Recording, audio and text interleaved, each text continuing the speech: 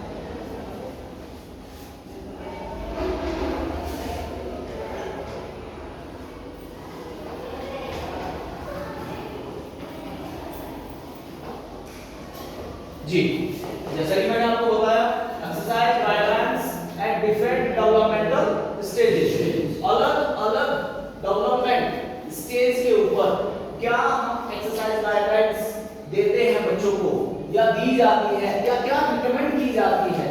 इसमें WHO का भी जिक्र होगा, वर्ल्ड हेल्थ ऑर्गेनाइजेशन, वो क्या कहते हैं बच्चों के हेल्थ के बारे में, उनके स्वास्थ्य के बारे में, या डिफरेंट एज ग्रुप है, खाली बच्चे ही नहीं, डिफरेंट एज ग्रुप से मतलब क्या है, उसमें बच्चा भी आ गया, उसमें वयस्क भी आ गया, उसमें बूढ़े भी आ गए, ओल्ड पीपल भी आ गए, ठीक है। तो तीनों कैटेगरी को वो कवर करेगा, तो सबसे पहले जो एज ग्रुप आता है हमारा, अगर हम बात करेंगे जो 1 से 2 साल वाला एज ग्रुप है हमारा, 1 से 2 साल वाला जो एज ग्रुप है, या 0 से 2 भी कह सकते हो, लेकिन 0 से 1 साल तक तो बच्चे को संभालने में ही लग जाता है, वो खुद से ही थोड़े स्टार्टिंग वाले मूवमेंट करता है, संभालने की कोशिश करता है, बैलेंस बनाने की कोशिश करता है। आपने देखा होगा जब बच्चा पैदा होता है 1 साल तक 6 महीने के बाद उसकी गर्दन कभी इधर गिर जाती है, कभी इधर गिर जाती है, गर्दन का बैलेंस नहीं बनता, हाथ पैर भी ऐसे होते हैं, मतलब अपनी बॉडी को बैलेंस करने में वो लगा रहता है, क्योंकि मसल्स थोड़ी ताकत आने लगती है मसल्स के अंदर, जैसे ताकत आने लगती है तो वो बैलेंस बनाना शुरू कर देता है धीरे धीरे गर्दन का भी। लेकिन उससे पहले आप देखते हो कि गर्दन ऐसे हो जाए, इधर भी चुनी रहती है, इधर हो जाए, इधर तो ऐसे रहता है।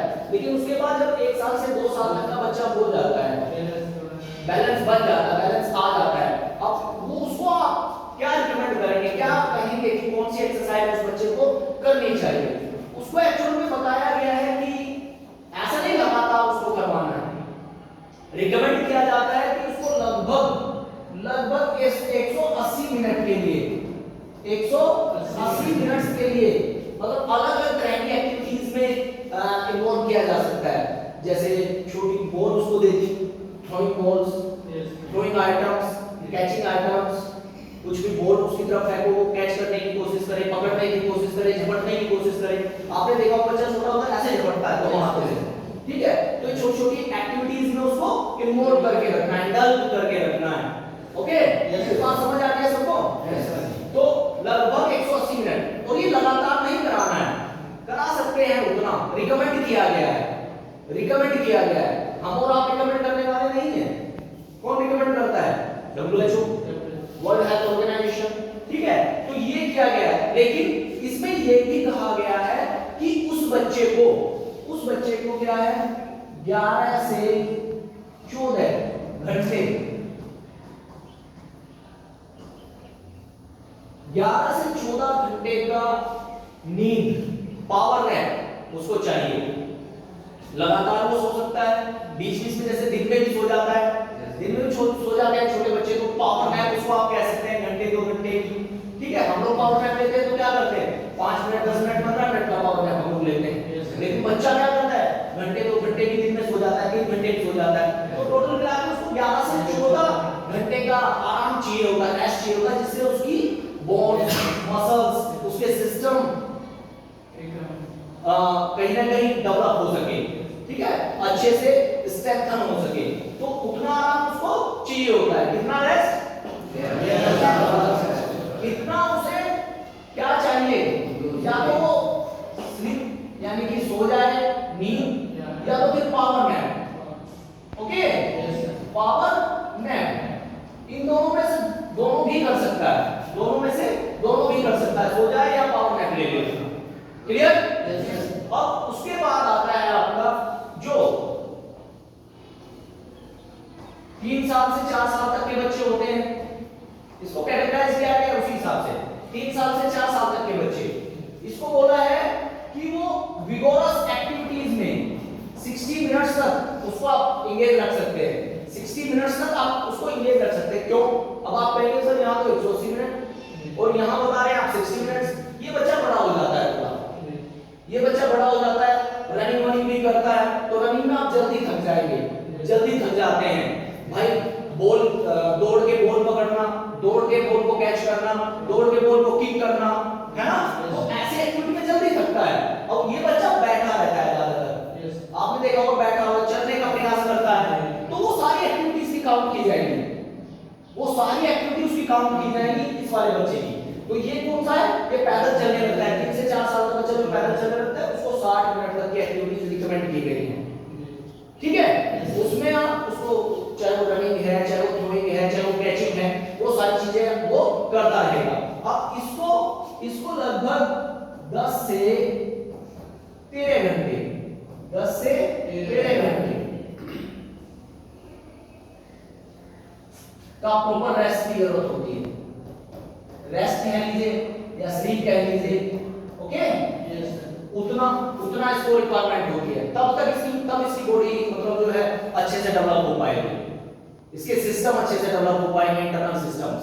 ओके, उसके बाद आ जाता है आपका, अगर हम बात करें इसको हम बात करें फिर 5 से आप ले सकते हैं इसमें 12 साल तक का बच्चा, 5 से 12 साल तक, 5 से 12 साल तक का बच्चा।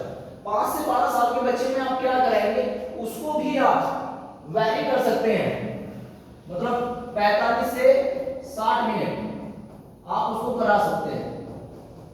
मतलब मैं डेली का बता रहा हूं, इतना आप उसको डेली का करा सकते हैं, क्योंकि इस बच्चे को आप एरोबिक एक्टिविटी भी करा सकते हैं।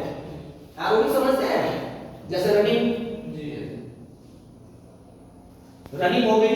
रनिंग क्या है, एरोबिक, हमें ऑक्सीजन की रिक्वायरमेंट होती है, जिसमें हमें ऑक्सीजन की रिक्वायरमेंट होती है वो एरोबिक कहलाती है। एनारोबिक जिसमें हमें बाहर से ऑक्सीजन लेने की रिक्वायरमेंट नहीं होती वो अनएरोबिक कहलाएगी आपकी। वो क्या कहलाएगी, इनएरोबिक, इनएरोबिक। ओके, एरोबिक एंड इनएरोबिक दो चीजें होती हैं। इसमें बच्चा भाग दौड़ भी करता है, रनिंग भी करा सकते हैं आप उसको, साइकिलिंग भी करा सकते हैं, साइकिल भी चलवा सकते हैं, फुटबॉल खिलवा सकते हैं, क्रिकेट खिलवा सकते हैं, बेसिक चीजों की ट्रेनिंग दे सकते हैं, बेसिक चीजों की ट्रेनिंग दे सकते हैं, बेसिक स्किल्स सिखा सकते हैं। कि भाई सपोज करिए वो क्रिकेट का प्लेयर बनना चाहता है कि फ्रंट फुट पे डिफेंस कैसे होता है, बैक फुट पे डिफेंस कैसे होता है, या वॉलीबॉल खेलना चाहता है अंडर हैंड कैसे होता है, स्पाइकिंग कैसे होती है, सर्विस कैसे होती है, बैडमिंटन खेलना चाहता है तो ग्रिप कैसे पकड़ते हैं हम, ग्रिप कैसे पकड़ते हैं, अलग-अलग टाइप कौन-कौन से हैं ग्रिप पकड़ने के, तो वो सारी चीजें, बेसिक चीजें, वो स्किल्स हम उसको सिखा सकते हैं, बता सकते हैं। ये बात समझ आ रही है? सबको समझ आ रही है? तो वो चीजें इसको बताई जा सकती है, स्किल्स को डेवलप किया जा सकता है इस एज में। एरोबिक एक्टिविटीज आप उसको करा सकते हो, एरोबिक एक्टिविटीज भी आप उसको करा सकते हो। इस बच्चे को भी कम से कम ये मान के चलिए आप 8 से 10 घंटे, कम से कम 8 से 10 घंटे उतना रेस्ट इसको चाहिए होता है। ठीक है, उतना रेस्ट इसको चाहिए होता है। यहाँ बच्चा एरोबिक एक्टिविटी भी करने लगता है, एरोबिक एक्टिविटीज भी करने लगता है। ओके, ये क्लियर हो गया? यहां तक कोई डाउट है? किसी को डाउट है कुछ? अब इसके बाद आ जाता है 13 टू 18 ले लीजिए, 13 टू 18 में, 13 टू 80 ईयर में, सॉरी 80 नहीं 18, 13 टू 18 ईयर में इसमें एक्चुअल में होता क्या है, इसमें आप बच्चे को डेली विगोरस एक्टिविटीज में 60 मिनट तक आप एंगेज करके रख सकते हैं। और इसमें एक चीज और ऐड हो जाएगी, इसमें एरोबिक एक्टिविटी तो रहेगी, एरोबिक एक्टिविटीज तो रहेगी, साथ साथ मसल गेनिंग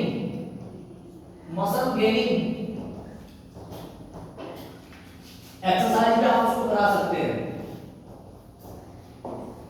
मसल गेनिंग का मतलब जैसे मसल बिल्डिंग, मसल्स बिल्ड करवाना, उस पे थोड़ा वजन लेकर के एक्सरसाइज करना, वेट लेकर के एक्सरसाइज करना, एरोबिक एक्टिविटीज ज्यादा करना, उतना आप इससे ना विगोरस मतलब अलग-अलग इंटेंसिव एक्सरसाइज भी करवा सकते हैं। इंटेंसिव का मतलब क्या होता है, जब उसके ऊपर हम लोड डालते हैं, भार डालते हैं, उसको प्रेशराइज करते हैं किसी काम को करने के लिए, अलग-अलग लेवल पे अलग-अलग चीजें बढ़ती चली जाएंगी। तो यहाँ आप बच्चे को पुश कर सकते हैं, बच्चे के ऊपर थोड़ा एक्स्ट्रा प्रेशर डाल सकते हैं एक्टिविटीज के रूप में, और थोड़ा सा और ज्यादा भार उसके ऊपर डाल सकते हैं। क्लियर? एरोबिक हो गया, मसल गेनिंग या बॉडी बिल्डिंग टाइप की जो एक्टिविटीज होती हैं, मसल गेनिंग वर्ड कहेंगे तो ये एप्रोप्रिएट रहेगा। ठीक है, अब इसके लिए जो रेस्ट की रिक्वायरमेंट होती है वही लगभग 8 से 10 घंटे इसको भी रेस्ट चाहिए होता है, 8 से 10 घंटे का रेस्ट इसको भी चाहिए होता है। क्लियर? यहां तक ठीक है, समझ आ रहा है सबको? उसके बाद आ जाता है अलग, नेक्स्ट लेवल में क्या है आपका रहेगा 19 टू 65, यही है 19 टू 65 इयर्स। इसमें एक्चुअल में क्या कहा गया है, ये वाला जो एज ग्रुप है इसमें आप वेट ट्रेनिंग ज्यादा से ज्यादा ये समझिए 60 मिनट्स अ डे, ठीक है ना, ये तो हो गया मैक्सिमम, उतना करा सकते हैं। और मिनिमम 30 मिनट्स, ये मिनिमम हो गया। यानी कि WHO क्या कहता है, आप इस एज ग्रुप में ज्यादा से ज्यादा 30 मिनट 60 मिनट करवा सकते हैं। क्या? Intensive exercise. ये टाइम दिया गया है ना, ये इंटेंसिव एक्सरसाइज का दिया गया है इस वाले में। इंटेंसिव एक्सरसाइज क्या होता है, जैसे लोड लेके कोई एक्सरसाइज करना, भाई कोई 10 किलोमीटर की रनिंग कर रहा है, कोई लगातार वॉल प्रेसिंग कर रहा है, पुशअप्स लगा रहा है, उस टाइप की एक्सरसाइज, वेट ट्रेनिंग कर रहा है मसल बिल्डिंग के लिए, बॉडी बिल्डिंग के लिए, ठीक है, एब्स के लिए एक्सरसाइज कर रहा है, कोर मसल्स को स्ट्रेंथन करने के लिए एक्सरसाइज कर रहा है, ठीक है, हैमस्ट्रिंग को स्ट्रेंथन करने के लिए एक्सरसाइज कर रहा है, क्वाड्स को एक्सरसाइज मजबूत करने के लिए एक्सरसाइज कर रहा है। तो अलग-अलग एक्टिविटी में जो इंटेंसिटी वाली एक्सरसाइज होती है उसके लिए 60 मिनट दिया गया है, उसके लिए 60 मिनट दिया गया है। उसके अलग जैसे वार्म अप है, कूलिंग डाउन है, यानी कि लिमिटिंग डाउन और वार्मिंग अप है, वो अलग है, उसका टाइम पीरियड अलग माना जाता है, इससे अलग। क्लियर?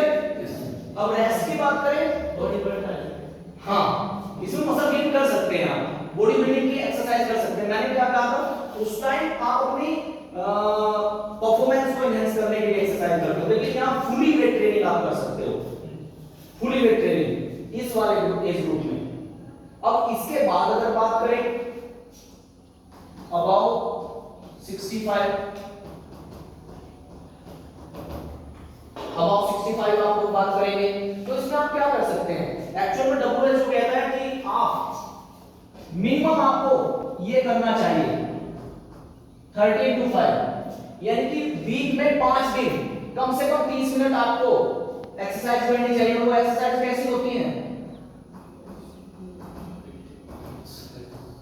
ये मिनिमम है 150 मिनट्स।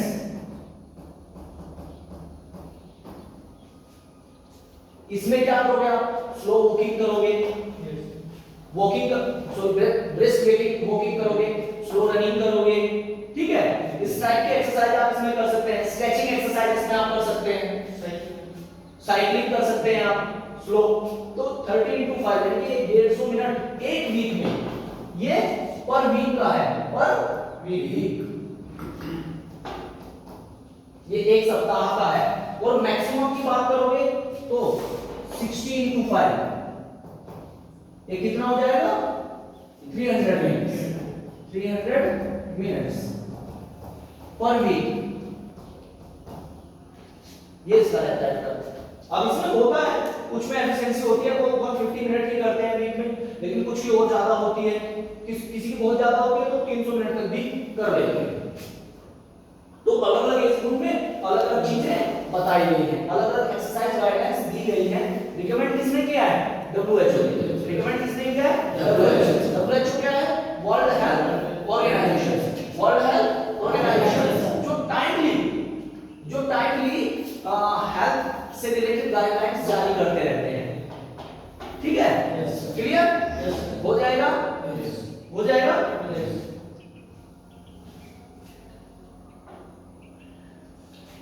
अब हम बात कर लेते हैं पोस्चरल डिफॉर्मिटीज की। पोस्चरल डिफॉर्मिटीज की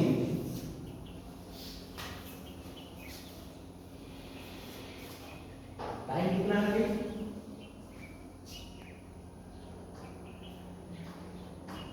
कितना बाकी है? बस कितना बाकी है?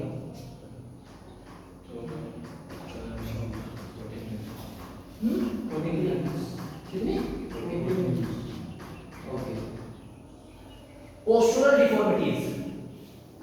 पोस्चरल डिफॉर्मिटीज को आज खाली मतलब हम इसकी डेफिनेशन देखेंगे। पोस्चरल डिफॉर्मिटीज होती क्या है? इसके अलग अलग टाइप होते हैं, अलग अलग टाइप होते हैं। ये पोस्चरल डिफॉर्मिटीज एक्चुअल में है क्या? हमारे गलत खान पीन की वजह से, हमारे गलत बैठने की वजह से, हमारे गलत चलने की वजह से, हमारे गलत कपड़े पहनने की वजह से, हमारे पोल्यूटेड एनवायरनमेंट में रहने की वजह से, हमें भीड़ भाड़ वाले क्षेत्र में रहने की वजह से, इसके बहुत सारे कारण होते हैं। उसकी वजह से जब हमें कोई डिफॉर्मिटी हो जाती है, उसकी वजह से जब हमें कोई डिफॉर्मिटी हो जाती है, actually that is called postural deformity. Postural हमारी पोस्चर से रिलेटेड जो डिफॉर्मिटी हमें होती है, उसी को हम पोस्चरल डिफॉर्मिटी कहते हैं। एक बार फिर से बताऊंगा, हमारी खराब पोस्चर इसमें रिफ्लेक्ट की जाती है। सपोज करिए क्या, जैसे आपको नॉक नीज है, बो लेग्स है, फ्लैट फीट है, राउंड शोल्डर्स है, ठीक है, काइफोसिस है, लॉर्डोसिस है, स्कोलियोसिस है, वो सभी क्या कहलाती हैं? Postural deformities. यानी कि हमारी खराब पोस्चर जो हो जाती है, उसको ही हम पोस्चरल डिफॉर्मिटी का नाम दे देते हैं। उसको क्या कह देते हैं? Postural deformity. और वो होती किस कारण से है भाई? गलत एनवायरनमेंट की वजह से हो सकती है, माल न्यूट्रिशन यानी कि कुपोषण की वजह से हो सकती है, अगर हम बैलेंस डाइट नहीं लेते, ओबेसिटी की वजह से भी हो सकती है। तो अलग अलग डिफॉर्मिटी का कई रीजंस हैं, उनके बारे में हम लोग डिस्कस करेंगे। आज उनके टाइप के बारे में हम लोग डिस्कस करेंगे, कल उनके बारे में हम अच्छे से एक्सप्लेन करेंगे और उनको पढ़ेंगे। तो पोस्चरल डिफॉर्मिटी के बारे में पढ़ना चाहोगे तो यहां से आप एक फ्लो चार्ट के माध्यम से देख सकते हैं, फ्लो चार्ट के माध्यम से इस चीज को देख सकते हैं। सबसे पहले आपका आ जाता है इसमें स्पाइनल कर्वेचर। क्या आता है? Spinal curvature.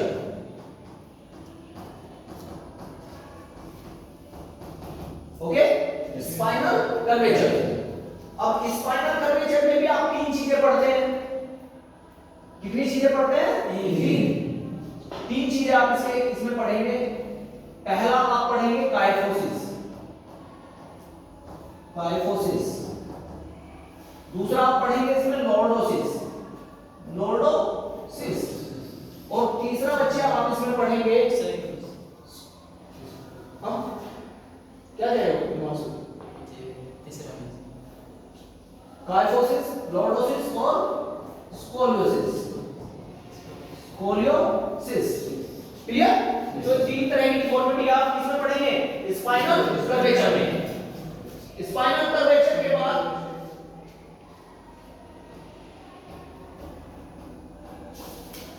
नॉक नीज आप लोग पढ़ेंगे। नॉक नीज, बो लेग्स,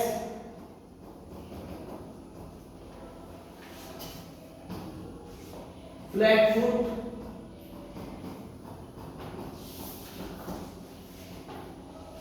देन आप लोग पढ़ेंगे राउंड शोल्डर्स।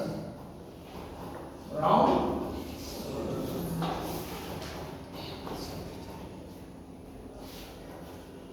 तो पोस्चरल डिफॉर्मिटीज में मैंने आपको जैसे पहले भी बताया है कि हमारी खराब पोस्चर की वजह से जो चीजें हमें होती हैं वो पोस्चरल डिफॉर्मिटी हम लोग कहते हैं। और वो पोस्चरल डिफॉर्मिटी आप 5 टाइप में पढ़ते हैं। 5 टाइप की होती हैं पोस्चरल डिफॉर्मिटीज एक्चुअली। और वो 5 टाइप कौन कौन से हैं? स्पाइनल कर्वेचर, नॉक नीज, बो legs, flat foot, round shoulders. Okay? अब स्पाइनल कर्वेचर के बारे में अगर हम लोग बात करने जाएंगे, स्पाइनल कर्वेचर के बारे में, स्पाइनल कर्वेचर होता क्या है? एक्चुअली में जो आपकी स्पाइन है ना, जो आपकी स्पाइन है, जो आपकी रीढ़ की हड्डी है, उससे रिलेटेड जो डिफॉर्मिटी हमें हो जाती है, that is called spinal curvature. That is called spinal curvature. यानी कि हमारी रीढ़ की हड्डी से रिलेटेड जो पोस्चरल डिफॉर्मिटी हमें हो जाती है, उसको हम स्पाइनल कर्वेचर कहते हैं। इतनी बात समझ आ गई? स्पाइनल कर्वेचर होता क्या है? The deformity is related to our spine is called spinal curvature.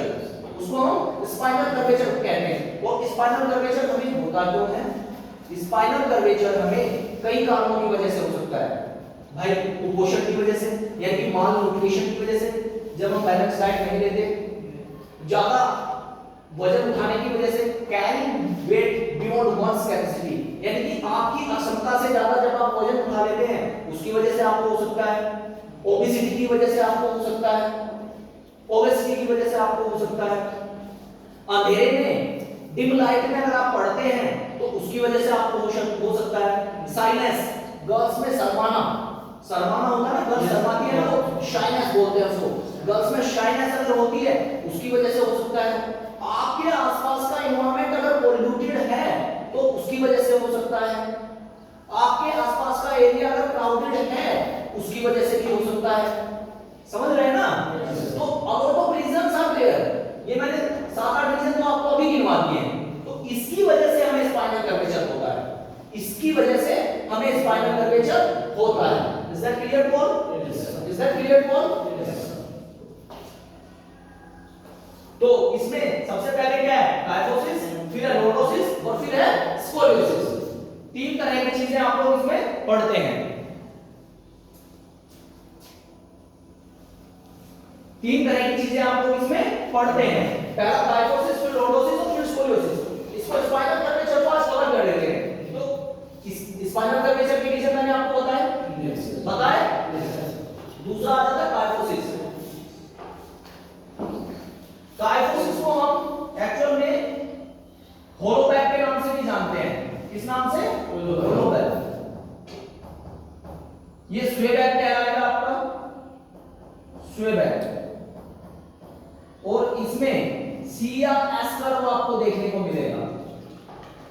Lordosis आपको हमेशा लंबर रीजन में होगा। कहां होगा?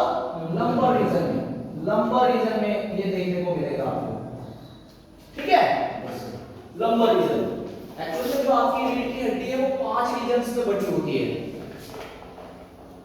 5 हिस्सों में बटी होती है आपकी रीढ़ की हड्डी। आपकी रीढ़ की हड्डी कितने हिस्सों में बटी होती है? 5 हिस्सों में। ठीक है?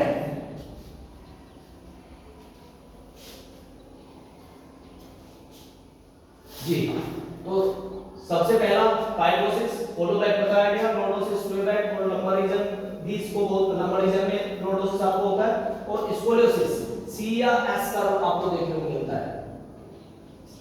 ओके? सी या एस कर्व आपको इसमें देखने को मिलता है। अब डिटेल में काइफोसिस, लॉर्डोसिस और स्कोरियोसिस को कल से नेक्स्ट क्लास में हम लोग स्टडी करेंगे, ठीक है? अभी आप लोग को नोट भी करना है तो नोट करेंगे सभी, okay? Yes, thank you so much.